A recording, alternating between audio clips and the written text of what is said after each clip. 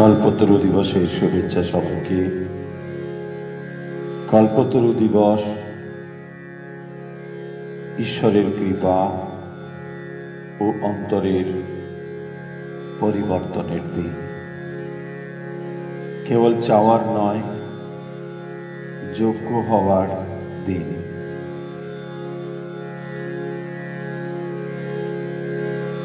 কৃপা নয়, রূপান্তরের দিন কল্পতরু।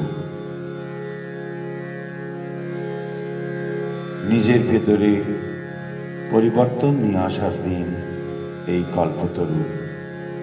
আসলে কল্পতরু হলো অন্তরের নবজাগরণ। আজকের এই বিশেষ দিনে ঠাকুর মা স্বামীজির কাছে সকলের জন্য মঙ্গল প্রার্থনা করছি।